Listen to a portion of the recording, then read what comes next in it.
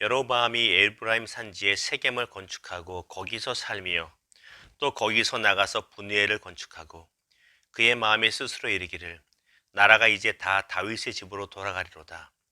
만일 이 백성이 예루살렘에 있는 여호와의 성전에 제사를 드리고자 하여 올라가면 이 백성의 마음이 유다 왕된 그들의 주 르호보암에게로 돌아가서 나를 죽이고 유다의 왕 르호보암에게로 돌아가리로다 하고 이에 계획하고 두 금송아지를 만들고 무리에게 말하기를 너희가 다시는 예루살렘에 올라갈 것이 없도다.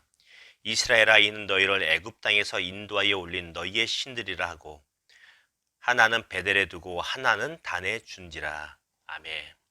오늘 말씀을 가지고 성령으로 시작해서 육체로 마친 사람 이런 주제와 제목으로 주의 마음을 같이 나누기 원합니다.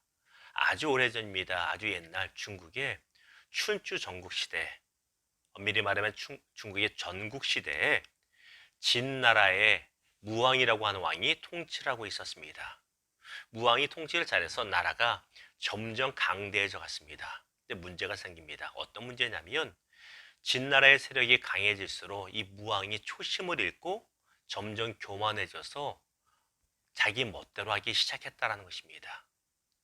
처음에는 겸손해서 참 좋은 왕이었는데 뭔가 흐트러지기 시작합니다.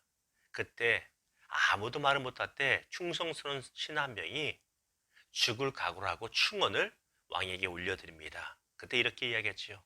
폐하 왕이시여, 세상 누구에게나 처음은 다 있습니다. 그러나 끝이 있는 것은 흔하지가 않습니다. 무슨 말이냐면 누구나 처음엔 잘해보자고 하지만 끝에 열매인 인생은 많지 않습니다. 말합니다. 그때 말한 것이 유종지미라고 합니다. 이 12월이 되면 많이 얘기하잖아요. 유종의 미. 이것이 한자어로 유종지미입니다. 시작한 것을 잘 마무리하자라는 것이죠. 오늘이 12월 30일입니다. 이제 2020년도 오늘과 내일 이틀 남았습니다. 12월이 되면 유종의 미를 거두자란 말을 세상에서나 교회에서나 많이 이야기합니다. 올해 2020년은 코로나로 인하여 정말 많이 어려웠습니다. 1월 달에 뭔가 해보려고 했는데 1월 말부터 코로나가 터지기 시작해서 정신없이 지금까지 어찌 보면 그냥 코로나에 밀려온 것 같습니다. 그럼에도 불구하고 이틀 남은 우리의 시점이지만 마지막까지 최선 다하여 유종의 미를 거둘 수 있기를 주님의 이름으로 축원합니다. 더 중요한 것은 무엇인지 아세요? 신앙의 세계도 유종의 미가 있다는 것입니다. 예배로 시작한 인생은 예배로 맞춰야 됩니다. 말씀으로 시작한 인생은 말씀으로 맞춰야 됩니다. 기도로 시작한 인생은 기도로 맞춰야 됩니다. 그런데 가장 미련하고 어리석은 인생이 있습니다. 어떤 인생이냐면 성령으로 시작했는데 육체로 마친 인생입니다. 쉽게 말하면 이렇습니다. 예배로 한 해를 시작했는데 뭔가 이번에는 예수 잘 믿어볼 거야. 교회 잘 다닐 거야 하고 예배를 시작했는데 마지막은 흥청망청으로 마친 사람. 예수 없이 마치는 사람은 정말 미련하고 불쌍한 인생이라는 것입니다. 사랑하는 여러분, 신앙의 세계에서도 아름다운 마무리가 있기를 주님의 이름으로 축원합니다. 자, 오늘 말씀 볼까요? 오늘 말씀은 북이스라엘의 초대 왕이었던 여로보암의 이야기입니다. 이스라엘의 초대 왕이 사울 아닙니까? 라고 물으실 수 있겠어요. 예, 이스라엘 전체 첫 번째 왕은 사울 왕이 맞습니다. 그런데 북이스라엘의 초대 왕은 여로보암입니다. 사울 왕이 죽고 그 다음에 다윗이 왕이 됩니다. 다윗이 죽고 그의 아들 솔로몬이 왕이 됩니다. 근데 문제는 이 솔로몬 왕에서 문제가 생기죠. 솔로몬이 참 잘했는데 나이가 들면 들수록 하나님께 범죄하여 징계를 받습니다. 그 징계 내용이 너희 아들 때 내가 나라를 둘로 나눌 것이다 라고 하십니다. 그리고 실제로 솔로몬의 아들 르호보암 왕 때에 하나님께서 그 징계로 말미암아 나라를 북이스라엘과 남유다로 나누십니다. 그때 나눠진 나라의 북이스라엘의 첫 번째 왕이 바로 여로보암이라고 하는 오늘 본문에 나오는 사람이 되겠습니다. 자, 그렇다면 나눠진 북이스라엘에 초대 왕이었던 여로보암은 어떤 사람이었는가? 어떤 사람이기에 하나님께서 그를 왕으로 세우셨는가? 우리가 살펴볼 필요가 있습니다. 성경에 여로보암에 대해서 자세하게 나오지 않습니다만 결정적인 한 구절이 나오지요. 바로 한 장 앞인 열왕기상 11장 28절에 보면 이렇게 말합니다. 이 사람 여로보암은 큰 용사라. 솔로몬이 이 청년의 부지런함을 듣고 보고 세워 요셉 족속의 일을 감독하게 하였더니, 여로보암은 어떤 사람이요? 큰 용사였다고 말합니다. 큰 용사라는 것은 힘이 세다라, 담대하다는 뜻도 있고 집안이 좋다라는 뜻도 됩니다. 그리고 그의 행동과 성품은 부지런하다라고 말합니다. 이 말은 맡은 바 책임감이 있고 성실한 뜻입니다. 사람 볼 때도 참 좋았어요. 하나님 볼 때도. 그래서 솔로몬의 신임을 얻어서 감독관의 일을 맡은 사람이라고 말하고 있습니다. 여로보암은 하나님 볼 때도 만족스러운 사람이었고 사람은 볼 때도 괜찮은 사람이었습니다. 성실하고 겸손하고 책임감 있는 사람이었습니다. 이에 하나님께서 북이스라엘을 그에게 맡기신 것입니다. 그는 엄청난 축복을 하나님께 받은 것이죠. 왜? 왕족이 아님에도 왕이 되었기 때문에 정말 큰 축복입니다. 그런데 이런 여로보암이 왕이 되고 나서 제일 먼저 한 일이 무엇입니까? 하나님께 찾아가서 예배하고 제사하고 감사 찬양한 것이 아니라 정말 상상할 수 없는 엉뚱한 짓거리를 했다는 것입니다. 그것이 오늘 본문의 내용입니다. 26절 보십시오. 그의 마음에 스스로 이르기를 나라가 이제 다윗의 집으로 돌아가리로다. 하나님께서 자신을 왕으로 세워주셨건만 여로보암의 마음엔 하나님의 자리가 전혀 없습니다. 온통 내 생각뿐입니다. 그는 이렇게 생각하는 것입니다. 내가 어떻게 이 자리에 올라왔는데, 무슨 고생하고 이 자리에 왔는데 하나님의 은혜를 받았건만 은혜는 생각하지 못하고 내가 노력한 것만 생각합니다. 그리고 이런 걱정을 하죠. 내 백성, 하나님의 백성이 아니라 내 백성이 하나님께 예배하러 예루살렘 남유다에 가면 그쪽 왕 르호보암에게 마음 뺏겨서 나를 배신하면 어떡하지?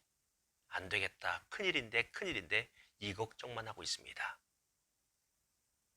제대로 된 신앙이라면 하나님께서 부족한 저 같은 인생을 왕으로 삼아 주셨으니 이 나라를 책임져 주실 줄 믿습니다. 맡겨드립니다. 아멘하고 기도해야 됩니다.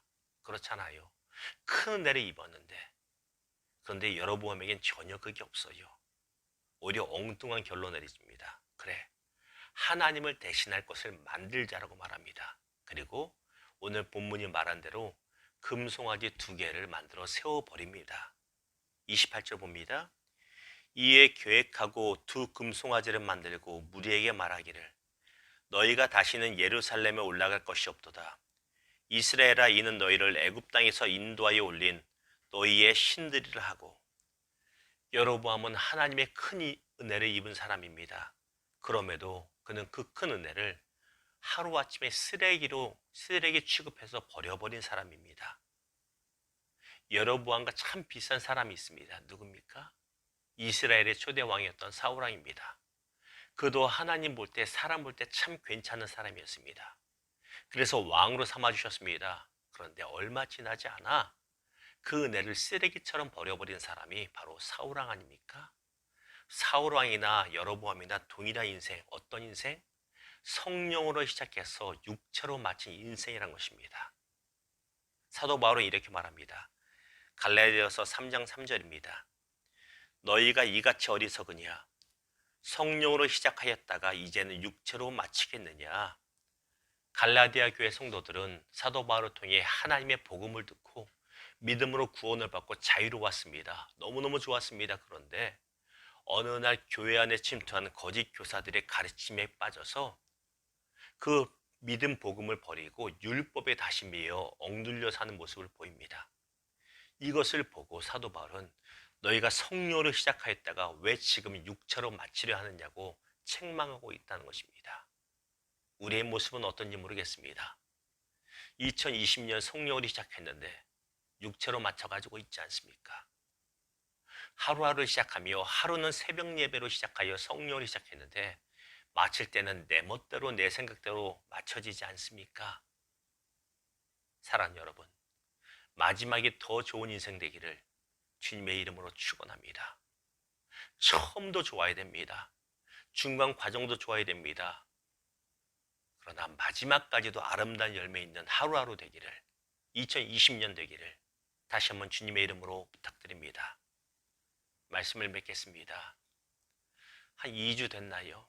2주 전쯤 제가 잠을 잤는데 꿈에 누가 나왔냐면 지금은 예수님 품에 있을 우리 최하영 집사님이 꿈에 나왔어요.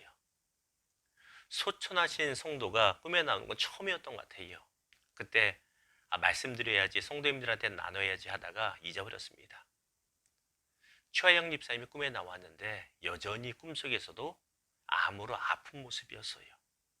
그럼에도 불구하고 아픈 몸을 이끌고 여전히 교회 청소 열심히 하고 교회 노방전 때 빠지지 않으려고 하고 예배 빠지지 않으려고 발버둥 치는 모습을 보면서 참 귀하고 아름답다는 생각을 했습니다. 그리고 잠을 깼습니다. 참 생생했어요. 그때 제 안에 들었던 생각이 우리 귀한 집사님 예수님 품에 계시겠구나라는 생각이 들었습니다. 우리가 알다시피 우리 최하영 집사님은 예수를 원래 믿지 않았잖아요. 그리고 젊은 시절 믿었어도 대충 믿고 내 마음대로 교회 다녔습니다. 그러나 중요한 것은 인생의 노년에 마지막으로 가면 갈수록 하나님의 말씀에 순종하며 살고자 몸부림쳤다는 것입니다. 완벽했다는 것은 말하는 것이 아니에요. 흠이 있었겠지요. 부족함이 있었겠지요. 그럼에도 하나님의 말씀대로 살고자, 목사의 부족한 목사의 입에서 나오는 주의 말씀을 경청하고자 몸부림치며 살았습니다. 이런 마무리가 있는 인생이 참 아름다운 인생입니다. 사랑하는 여러분, 성령으로 시작해서 육체로 마치는 어리석고 안타까운 인생 되지 않기를 주님의 이름으로 축원합니다. 이 새벽 예배 드렸다면 오늘 하루 종일 성령 안에 말하고 생각하고 행동할 수 있기를, 성령의 열매 맺기를 주님의 이름으로 축원합니다. 2020년 너무나 힘들었습니다. 그러나 오늘이라고 하는 하루, 내일 마지막 하루, 이틀 동안은 더 기도에 힘쓰고 말씀에 힘쓰고 우리의 생활 동안 주님 보시기에 부끄럼 없도록 성실하게 살아가므로 그래도 아름다운 마무리 맺을 수 있는 저와 여러분 되기를 주님의 이름으로 축원합니다.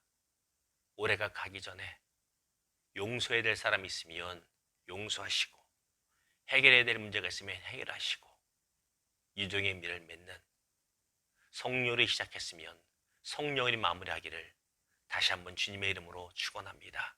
기도하겠습니다. 주님 감사합니다. 우리로 하여금 이 새벽마다 일어나 기도하게 하여 주시고 예배하게 하여 주시고 하루에 시작하게 하시니 감사를 드립니다. 근데 하루를 돌아보면 주님이 허락하신 시간을 얼마나 허비하는지 모르겠습니다. 주님이 허락하신 생명과 에너지를 얼마나 헛된 데 든지 모르겠습니다. 혹시라도 우리 가운데 그런 모습이 있다면 용서하여 주시고 이제 성령으로 다시 충만하게 하시사 하루를 살아가며 아름다운 마무리 맺게 하여 주시옵소서. 오늘 하루 살든지 죽든지 주의 영광에 살게 하여 주시고, 특별히 올해 참 많이 힘들었는데 그럼에도 불구하고 베풀으신 주의 큰 은혜 생각하며 오늘과 내일은 더 예배에 집중하고 더 기도하고 말씀에 집중하며 성령으로 마무리할 수 있는 우리들 되게 하여 주시옵소서. 또한 혹시 우리 가운데 불편한 관계가 있었다면 용서하게 하여 주시고 올해가 가기 전에 해결하게 하여 주시고 정말로 아름다운 열매, 성령의 열매로 주님 영광 돌리는 우리 모두 되게 하여 주시옵소서. 감사합니다. 시간에 기도할 때 성령께서 임재하시고 비록 각 가정의 골방에서 예배드리지만 그 자리에도 예수님 함께 하여 주시고 성령이 충만하게 임재하시사 하나님이 원하시는 기도하고 응답받게 하여 주시옵소서. 모든 병이 치유될 줄 믿습니다. 암덩어리와 모든 병이 치유될 줄 믿습니다. 모든 마음의 상처가 치유되고 어루만져질 줄 믿습니다. 모든 연약함이 회복될 줄 믿습니다. 부족한 지혜가 주의 놀라운 지혜로 채워질 줄 믿습니다. 답답한 현실이 평안과 기쁨으로 변할 줄 믿습니다. 믿음 없는 우리의 모습이 믿음 강력한 모습으로 채워줄 줄 믿습니다. 주님, 우리를 인도하실 줄 믿습니다. 거룩하신 예수님의 이름으로 감사하며 축복하며 기도드렸나이다. 아멘.